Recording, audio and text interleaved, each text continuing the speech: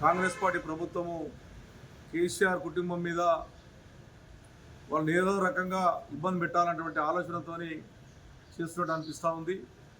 ఒక హైదరాబాద్ నగరాన్ని డెవలప్ చేసిన దాంట్లో కీలక పాత్ర వహించినటువంటి కేటీ రామారావు గారిని బ్రిడ్జెస్లు కానీ, అండర్ పాస్లే కానీ, వాటర్ సమస్య కానీ, కరెంటు విషయంలో కానీ ఎన్నో అభివృద్ధి కార్యక్రమాలు చేసిండు.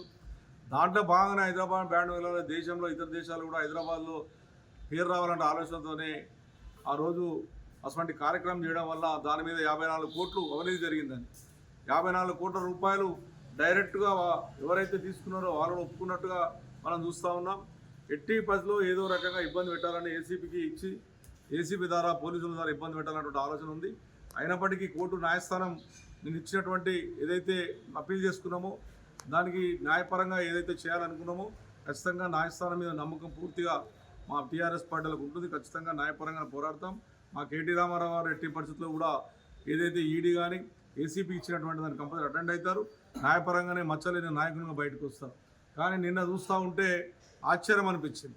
ఏదైతే ఎపిసోడ్ నడుస్తూ ఉంది, ఇది అయిపోతా ఉన్న సమయంలో కాంగ్రెస్ పార్టీకి సంబంధించినటువంటి వ్యక్తులపై బీజేపీ ఆఫీస్ మీద దాడి చేసి పోలీసుల సమక్షంలో దాడి చేయడం, అదేవిధంగా బీజేపీ పోలీసుల సమక్షంలో కాంగ్రెస్ పార్టీ మీద దాడి చేయడం, ఇది ఏమనిపిస్తుందంటే ఇద్దరు ఒకటి డైవర్షన్ పాలిటీ మీద ఆలోచన చేసినట్టు అనిపిస్తూ ఉంది.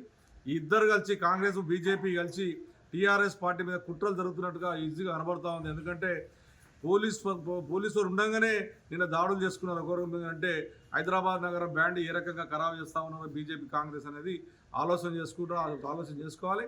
ఖచ్చితంగా బీజేపీ కాంగ్రెస్ ఇబ్బంది పెట్టే ప్రయత్నం చేస్తుంది. ఖచ్చితంగా ప్రజల పక్షాన మేము ఉంటాం. ప్రజలకు ఇచ్చిన సమస్యల మీద పోరాడతాం. ఏదైతే 6 గ్యారెంటీలు కాంగ్రెస్ పార్టీ ఇచ్చిందో ఖచ్చితంగా 6 గ్యారెంటీలు ఇచ్చిందాక వదిలిపెట్టే ప్రసక్తి లేదు.